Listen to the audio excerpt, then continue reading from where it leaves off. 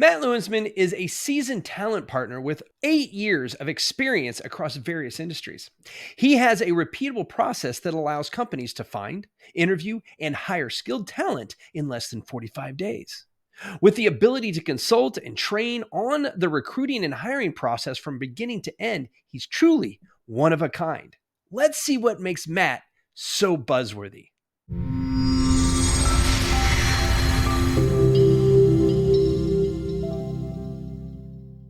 Welcome to the show, Matt. How are you doing today? I'm doing great. How are you? I'm doing well. We both have our fur babies asleep in other rooms so we can have a uninterrupted conversation.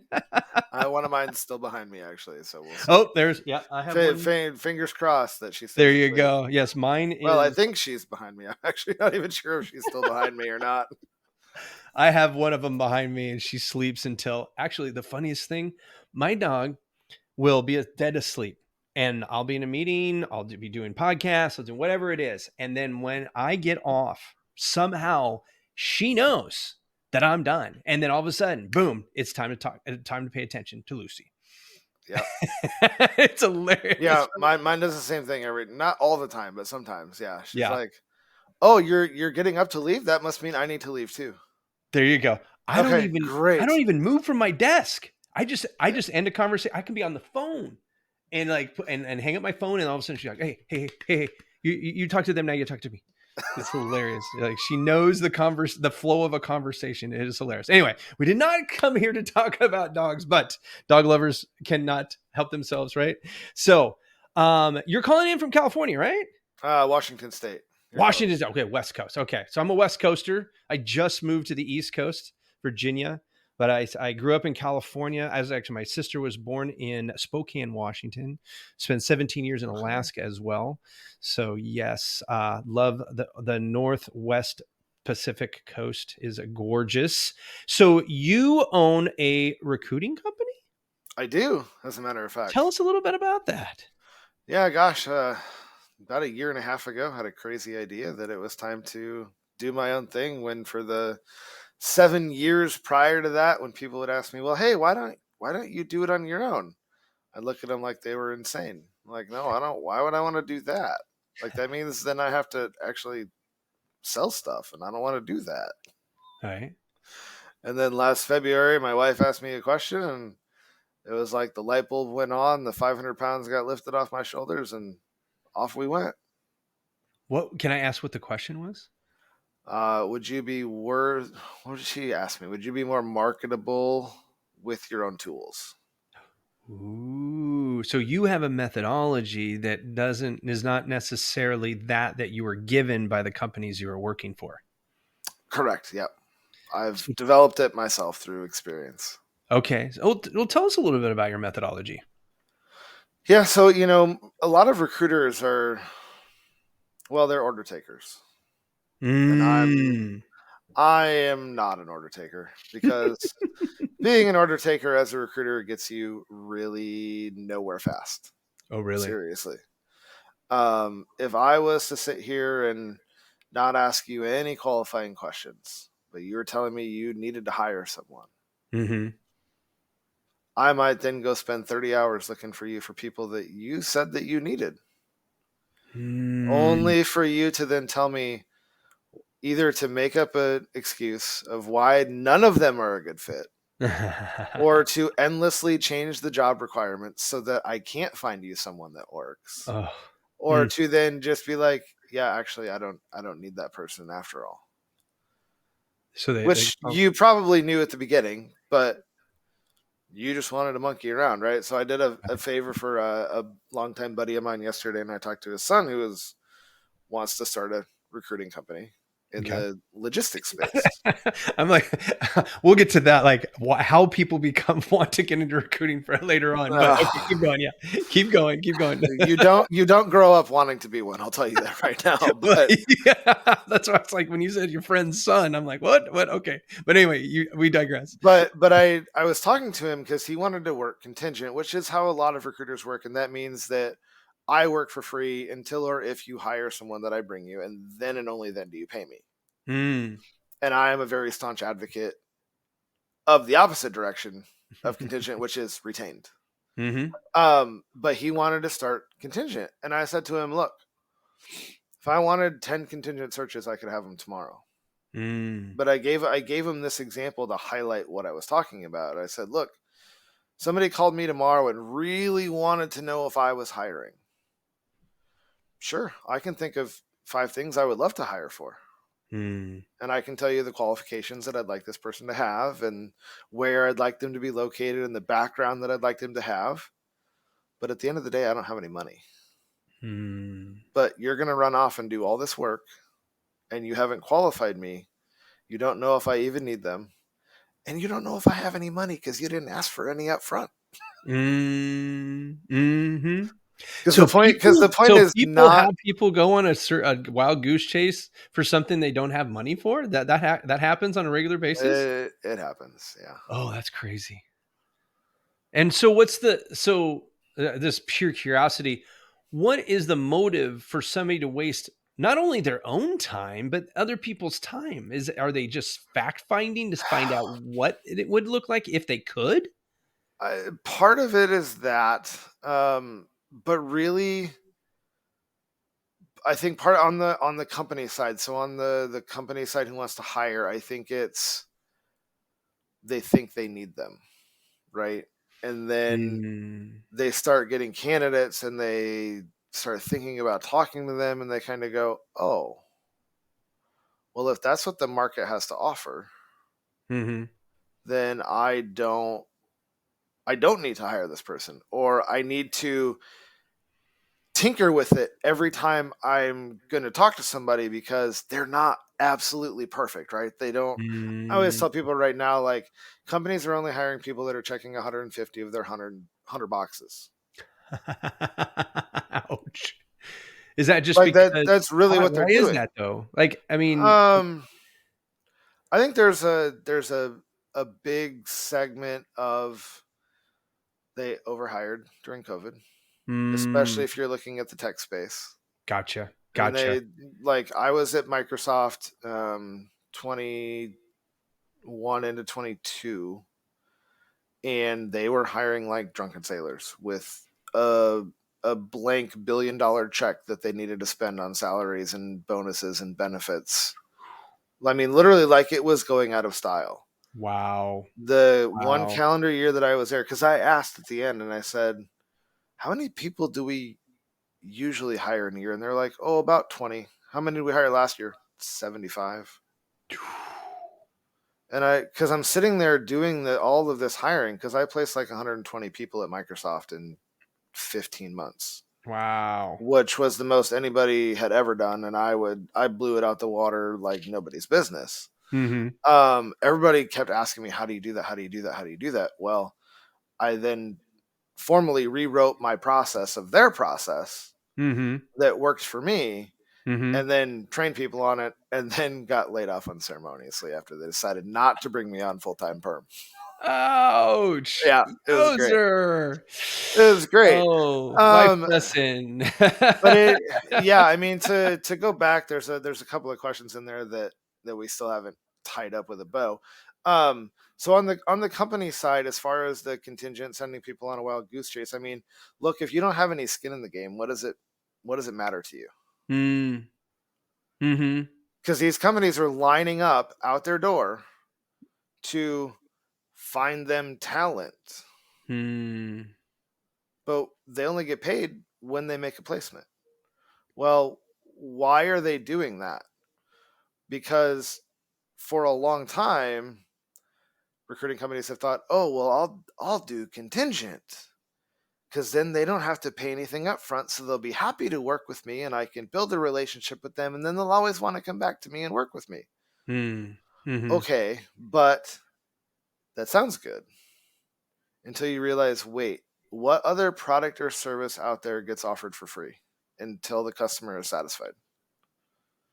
Real estate is the only one that immediately comes to mind. Real estate. And I know there's a couple others, but that's because literally there's no other option than to do the work for free until the process is complete, right?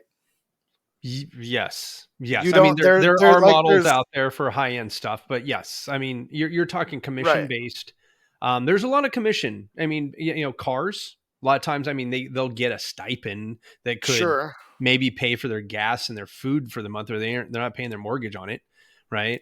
Right. So I would say that in the sales arena, it's there are a lot.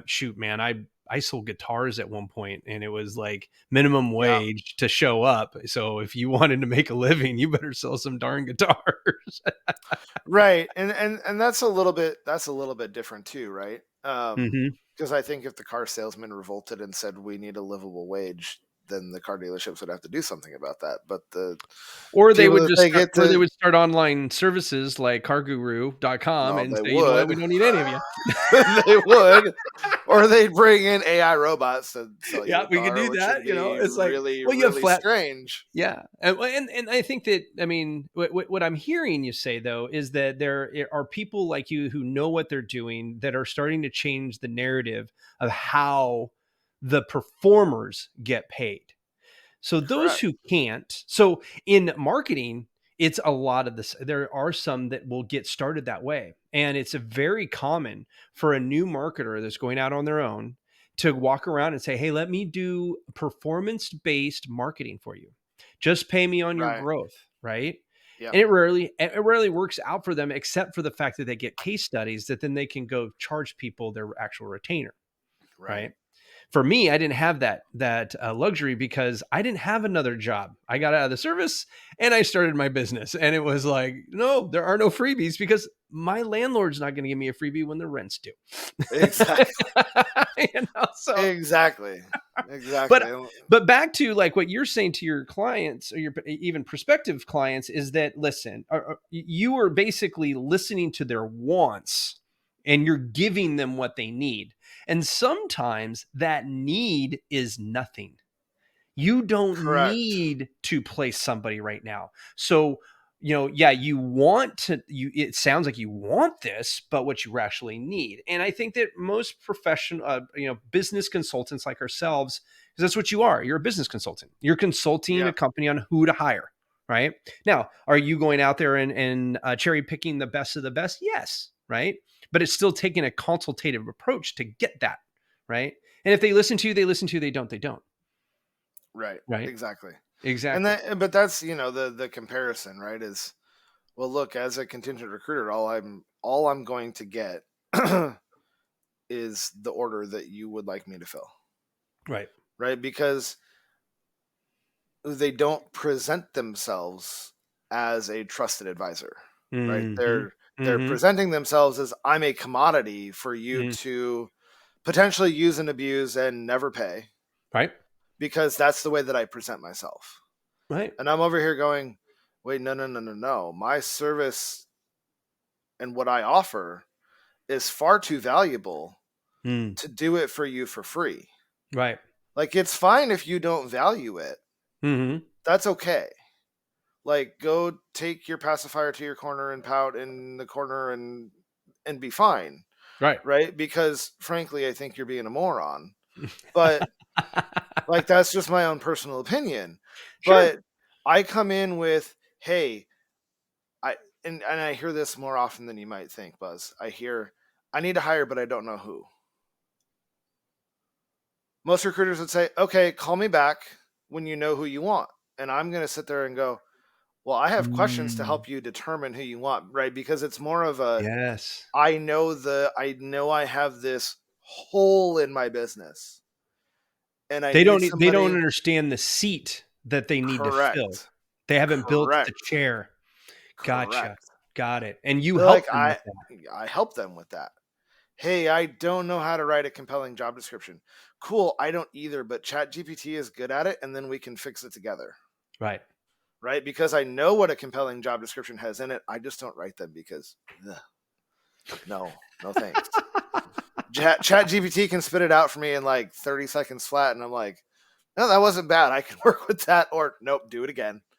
And Right. then Or do it and again then we go and or fix tweak it. it. Right. Yeah. No. Right? And then Yeah. we fix it, and then it's Now I want to know about your culture, your mission, your vision, your values. What are you trying to accomplish? Where are you trying to go? Not only the next 3 to 5 years, but what does 10 years down the road look like for you? Oh yeah. Mm-hmm. Right.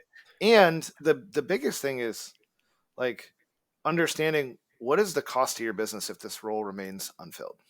Good one. Mm-hmm. Because, and that's a twofold thing, because that number one is a threat to my revenue if it's not urgent, right? Because they're not going to be in any hurry to put a butt in a seat if they don't view it as a pressing need, right? Which would be kind of weird that they'd be talking to me if they didn't at least have an idea that it was pressing, but you'd be surprised the way that people approach this. Right? Well, I could see it. I mean, shoot, I was just talking. I like to promote from within. So we always look from within to see if we have any of the right people for a new seed or an expanding seed, right? Yeah. And so I had a conversation with someone today, and I'm like, listen, this might not be something that happens for another year, right? But we're looking down the road, and we want to make sure that we're prepared so that if it ends up being in 4 months, then we already know what we're looking for. We already have all the information. We know we have a game plan. So we go there. So I could see how somebody might say like, well, in the next 3 to 6 months, we'd like to hire that. And we know it takes a long time to find people. But your promise is that, hey, I'm going to get the perfect butt in the seat that you actually need to be filled in 45 days. Correct. Yep. Right. That's the goal. That's an immediate placement. I mean, for us, we have, like if it takes us 45 days to place, which we usually can, because right now in marketing, there are more people trying to get into marketing than there are seats anymore because of all the layoffs and everything like that. Yep. And the automations that have happened. And so there's a lot of jobs being lost in marketing, right? And so the order takers, the people who did the repeatable stuff that the AIs can take care of now, they're gone. The strategists are the only ones left. The strategists, the planners, the account coordinators, and the creatives, right? The copywriters, the graphic designers, the developers, they're still around because you can't delegate those to an AI yet. Right. Yep. And I don't think in a lot of cases you won't be able to. It'll be more of an editor versus a copywriter. So in those types of things, but I digress. When we're looking, so my question now is it fiscally more cost effective to have you on a retainer than to have, say you're hiring a handful, I don't know what the number would be, but a handful every year. It sounds to me, if I'm on a retainer, that it would be more fiscally economic for me to have you on a retainer than pay you a commission every time I needed to fill a seat. If I have to do that on a retainer. Yeah. And it would depend. I mean, it would depend on the volume. Right. But the one thing that I will say is that, because most people who work on contingent are going to charge you a flat 20 to 35% of the first year base salary. Right. I am not that guy. Right. I am not that guy. So I asked for 5,000 per roll up front, generally speaking, unless we're looking for, like 80,000 and under, right? Like I just brought on a client who needs an executive assistant and they want to pay a max of 80. And I'm like, 3,500 up front's okay. Okay. Because I'm going to charge them 8 total because it's like 10%. Now, is that a hard and fast rule? No, but my genuine and authentic question to anybody that I'm talking to who's interested in potentially partnering with me is, beyond the 5,000 that I'm already going to charge you, like, what is this worth to you for me to handle this? Right? Because what most recruiters fail to do is get the client to understand the value of the service that they offer. Right. Because the issue right now in the startup community, which is a big one that I focus on, is that they think that they can do it better and faster and cheaper themselves. I'm here to tell you that you can't do it better, faster, and cheaper yourself. Well, I'm here to confirm that. Like, so, there's softwares out there, right? Like Indeed and Glassdoor and a couple other ones out there, right? And they tout that, hey, we're going to get you the perfect fits and stuff like that. And so this is a case study that is, well, I'm going to confirm what you just said through my own case study. Okay. So yeah, we'll get they always say, well, you promote it, right? And it's like, shoot, like $25 a day, right? And I can get within 48 hours, I can get 150 qualified. So they meet all the requirements, right? So yeah, somebody would think that's awesome until you have to go through 150 qualified and then narrow that down. Somebody's got to narrow that down to maybe 5 or 10 and know that Buzz only wants to talk to maybe 3 of them. Yep. So there's a whole week's worth of non-productivity for somebody who is that has to do this that's outside of their day-to-day, right? Because we don't hire every day. So we don't have a dedicated recruiter, right? And so with that, in the last year, we have placed 3 people. About 18 months, I should say 18 months. I want to be accurate. 18 months. We have placed 3 people in our company through that process. All 3 of those people are gone. They're a waste. It was all a waste of time, because if they're not sticking around for 3 to 5 years, and in today's workforce market, you got people sitting there going, well, I'm going to be in somewhere for 2 years. You're like, oh my gosh, that's not a lot of time, people. Like, if you're a business owner and you had to replace somebody and build up institutional knowledge for 24 months and then they disappeared and you have to start all over again. Yeah. How how slow are you growing institutionally? So institutional knowledge is not something you just can bestow on somebody and go, hey, read this manual and you will now have all the institutional knowledge of our company, blah, blah, blah. It's like, no, you can really, Buzz? That's not how that works? That's not how that works. Dang. Gosh. I thought that's how that worked, man. Right? Silly me. Yeah. Silly me. But that's where, a lot of small businesses are. I mean, in the startup world, they're hiring people. I'm acquaintances with the owners of a company called High Level. I'm sure you've heard of it. It's a CRM company for those who don't know. And they're hiring right now, or the last time I talked to them about 4 or 5 months ago, they were hiring 150 people a month. To do what? Oh, it's all programming. Oh, they're on a tear. It's I'm sorry, I take that back. It's programming, onboarding, and then client retention. Those are your 3 things that they've got it. And so they're bringing on clients so fast, and they have a process. Their aha moment is in that first 30 days of getting people into the program and actually using it as their CRM, right? So they got it, and that's something manual. So when you sign up, you get a bunch of automated texts that say, hey, get on a call after you bought the thing, right? And then they get you in, boom, boom, boom. So they're 150. Now, what do you think the churn rate is on that? They expect the churn rate in the first 90 days to be 30%. Every 90 days, they're churning 30% of those people they're bringing in, because fast, easy come, easy go. Well, you can't do that way and make it sustainable. Well, they're over hiring, knowing. So they're hiring 100, or let's see, so they're hiring 150, knowing that anywhere between 30 and 40 of them will not be there in 90 days. So they're hiring enough to where at the end of 90 days, they've got 110 people, which is what they're going to need month over month. I mean, that's almost as terrible as like putting people through 9 interviews with a presentation and like a 3-day report that you have to put together before you can get the job. And then they ghost you for 3 weeks before reappearing and saying, sorry, you didn't get it. Right. So, I mean, like we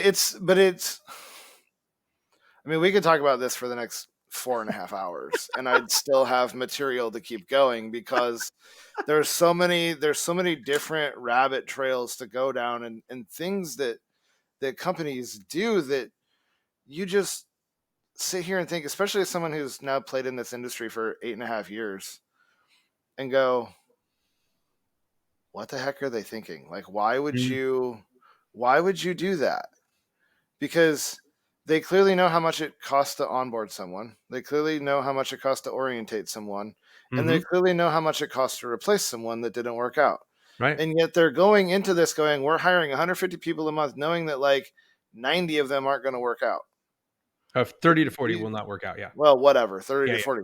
But I want to, hey, they're good people. They're doing this the best they can, type of thing. I happen to know them. So I want to make sure everybody knows that they're not doing it to be malicious. It's just that they have to get that many people in there, knowing that you're going to get bad hires when you hire that many people. There's no way. It's not like you're placing a CEO. Yeah. Right. True. Where there's No, a 6-month process and stuff like that. Like, people lie on their resumes. They are really good. I am a testament to the fact that people can lie to your face in an interview and tell you how awesome they are and swear to the almighty God that they're going to be the best hire you've ever done. Now, I've been in business for 19 years. It's a pretty tall order. So anybody who says that, I'm skeptical to begin with, but they'll say it. And sometimes I believe them. And then you turn around and they don't do anything. They're the worst employees we've had, right? So I think that in corporations, I think that there's a numbers game that has to be played, right? To an extent. But this is where I would push back on you a little bit, though. Great, I want to hear. Because this is something that I preach to people all the time, and this is regardless of company size, growth, trajectory. Is the most important part of hiring properly is the planning element to it. Because you can't just wake up one morning and go, oh my gosh, my pants are on fire. I need to hire 100 people yesterday. Well, it's not physically possible because you don't have job descriptions ready to go. You don't know what this is going to do to your culture. Have you thought about what it's going to do to your culture to add 100 people in a month? Have you thought about what that's going to do to your culture? Because it's going to it might destroy your culture. Do you know beyond a shadow of a doubt, what makes somebody qualified versus unqualified for each of the roles that you need to fill? And so on and so on and so on. So you can't wake up one morning and go, yeah, we need to add 100 people. Well, that tells me a couple of things. It tells me that your forecasting isn't very great. Because what I always tell people, and you kind of hit the nail on the head with this earlier, is that like 3 to 6 months prior to when you're going to need someone is when you should generally start looking. Because the only thing that's predictable in the hiring process is the unpredictable. Look, we're dealing with people on every side of this equation, right? You're dealing with me, and I can give you so much information, right? I generally know what the market is, what the market looks like, what the market holds, what the market contains, and what the market's going to do. But what I don't know is how fast the market is going to respond until I start sending emails and making phone calls and sending text messages. That's what I don't know, right? What I don't know is, you told me that you had a 2-step interview process and you could get it done in less than a week. In reality, it turned into 4 steps and took a month. Well, okay. Now we're 4 months in because the market didn't respond as fast as I anticipated it responding. And then it took you a while to get a move on because your business had changed a little bit by then. So you were busier than you were planning to be when it was time to interview people. And now we've got to figure out, oh crap, I don't know how to do a background check. I don't have anybody. I thought I had somebody, but I didn't. Okay, now I have to scramble and go find you somebody. Well, that's going to take like 3 or 4 days. Now we got to run the background check. Then we got to wait for the people to give their notice once the background check is clear. And then you're at like 5.5 months, right? Is that generally how it goes? No, it's not, and it shouldn't be. But I'm just laying out how easily it can end up taking that long. Because it's just not an overnight process.